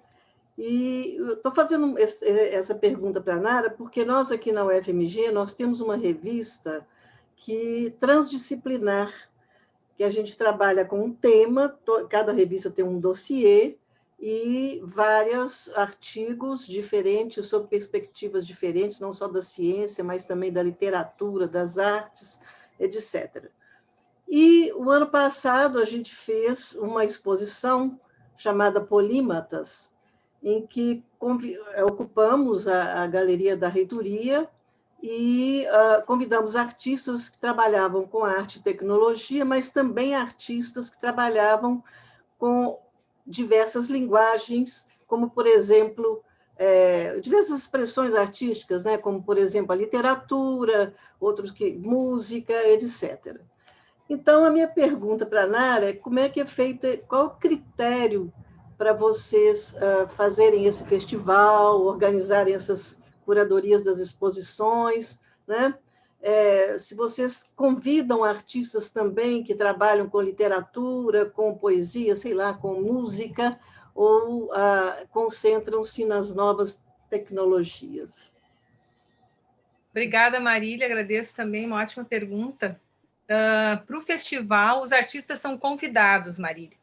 a gente começa a pensar o festival sempre um ano antes, mais ou menos novembro. O festival acontece em agosto, a gente dá um tempo, e em novembro a gente já começa a discutir a versão nova do festival. Nos últimos 4 anos que eu tenho feito a curadoria com a minha colega Mariela Xereg, da Argentina, a gente se reúne para discutir questões primeiras, né, mais ou menos o conceito base, né, da exposição, da curadoria, e a partir daí eu começo a trabalhar com o meu grupo de pesquisa, né, fazendo uma pesquisa sobre as questões teóricas em torno desse conceito, que se amplia para outros conceitos, onde a gente busca artistas também. Nós partimos, eu e Mariela, de um núcleo de artistas já elegidos, mas que vão ser convidados, mas que depois se abre também na pesquisa que é feita.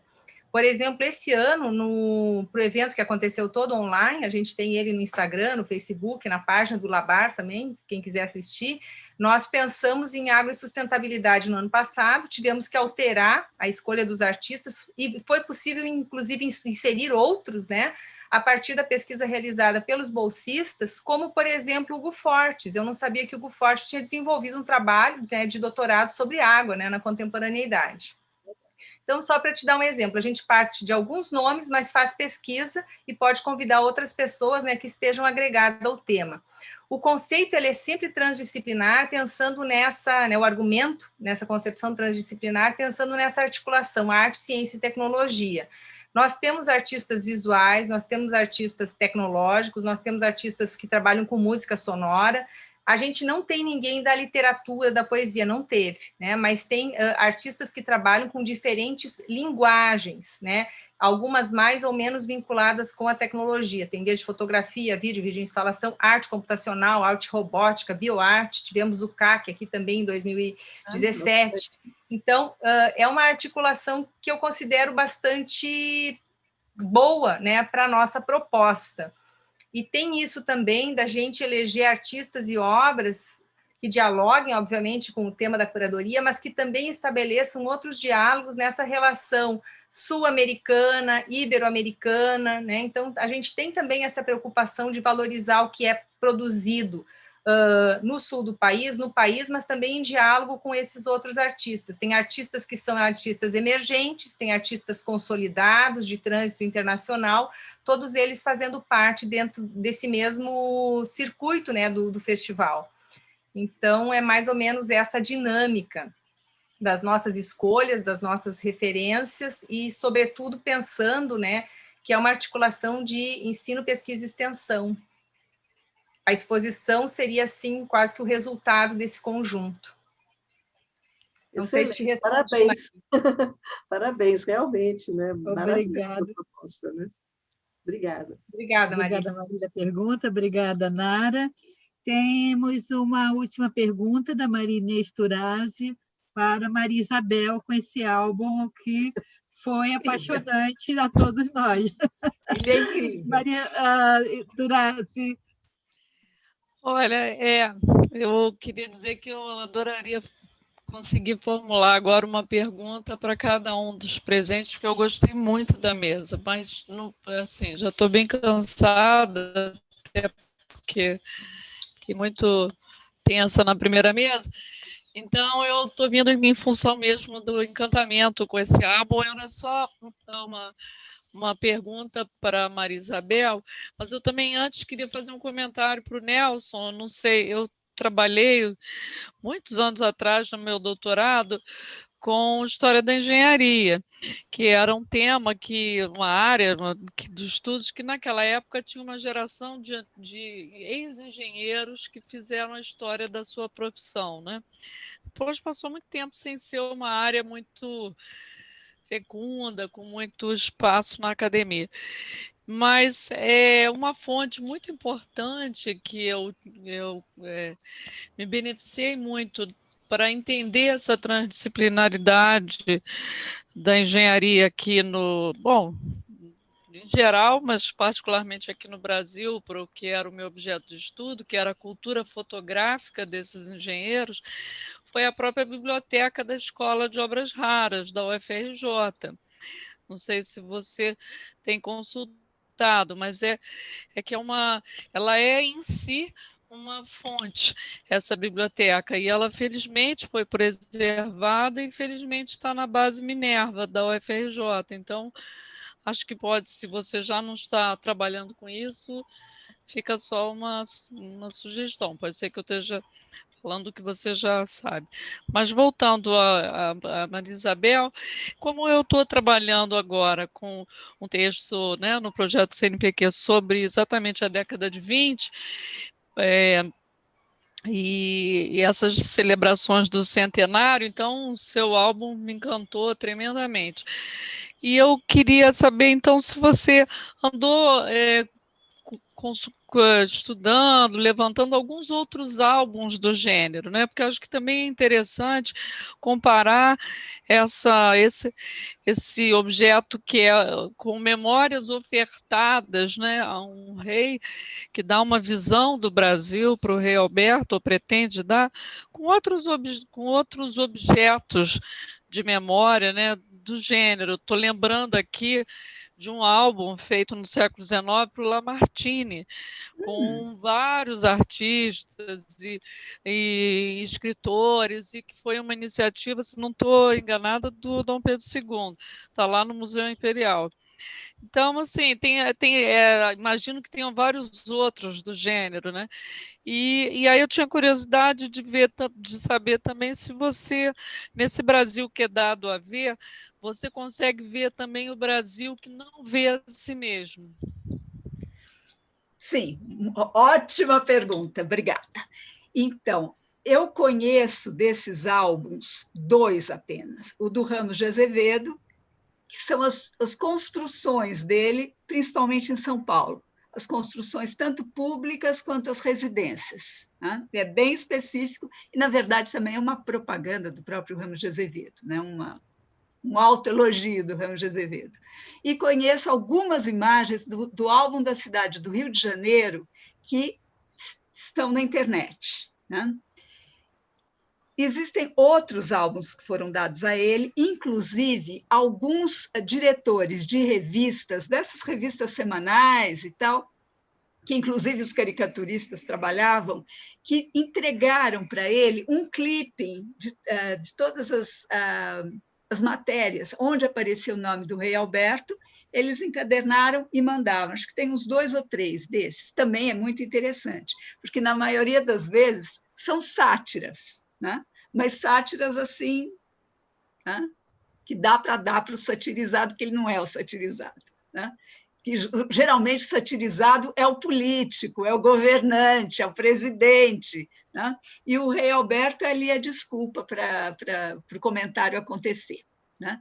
Então, esse álbum tem muito a ser discutido nele, muito a ser visto. E você perguntou como é que é a pergunta, se alguma coisa que não era para ser dito, que era dito? Porque nas ausências é que a gente vê também o que não se quer mostrar, né? O que não se... Eu estou pensando aqui no que está me interessando, que é a pobreza, que é...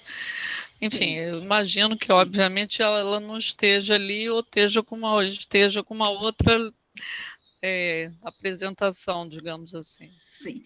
Muito interessante que o clamor geral era dos jornalistas, era que fosse apresentado um Brasil mais real para o rei, né? Não um Brasil à francesa, não a Praça da Liberdade em Belo Horizonte transformada num jardim francês, esse tipo de coisa, né? Que foi especialmente para, né?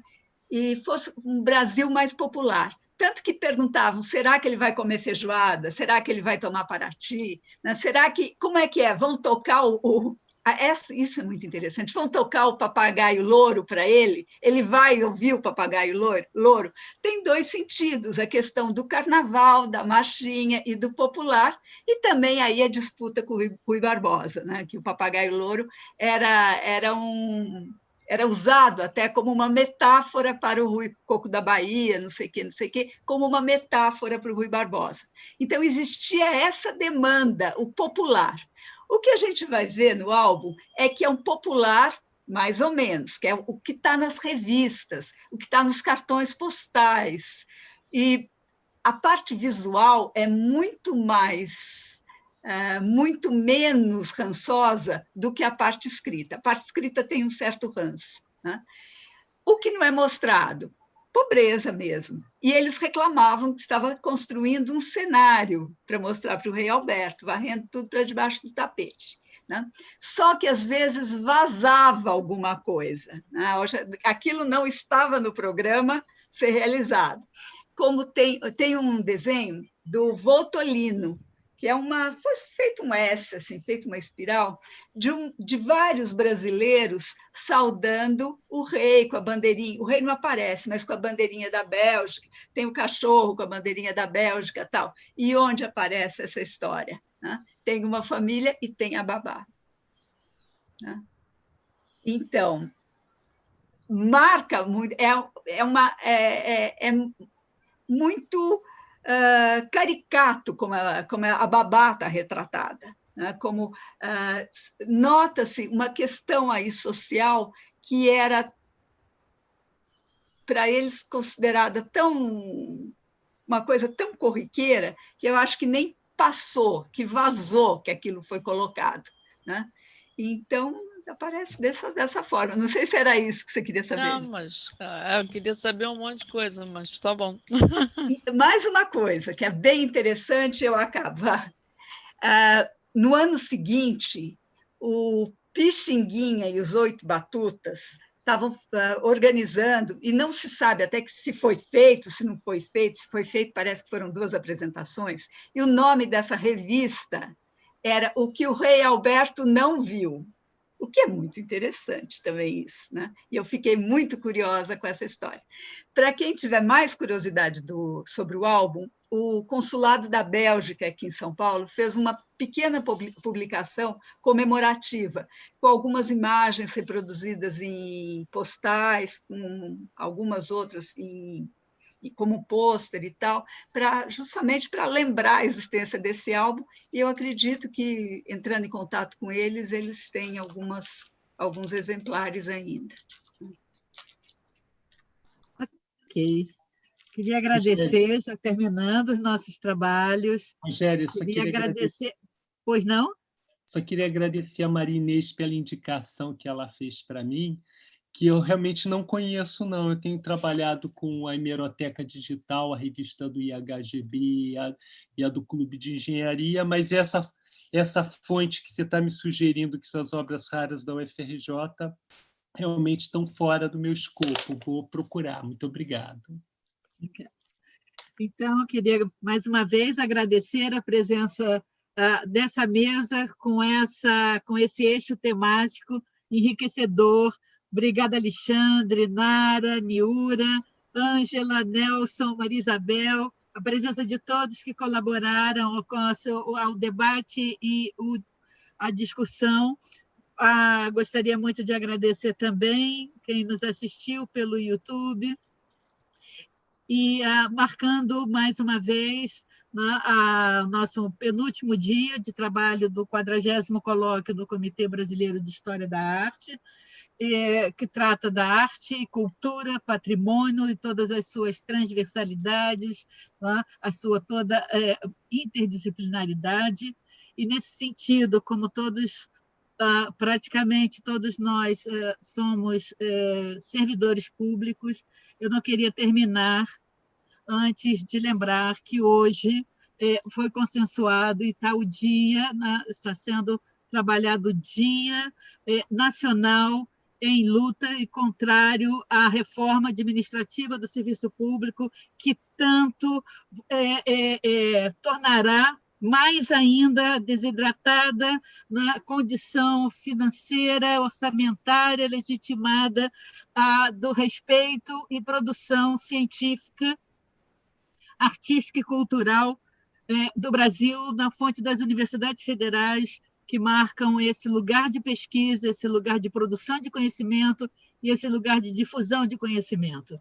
Então, gostaria de lembrar a todos que não temos a possibilidade de pensar um país republicano e cidadão sem a questão absoluta da saúde pública, do caráter público da saúde, da educação, e de todas as suas formas públicas de atendimento para a construção da cidadania no Brasil. Então, agradeço mais uma vez ao comitê, à comissão e todos que estão aqui, e aguardamos a todos amanhã para o nosso último dia, com 2 mesas também, igualmente a todos que foram interessantes, importantes e debates que vão nos enriquecer cada vez mais. Muito obrigada e fechamos, então, o trabalho do dia de hoje.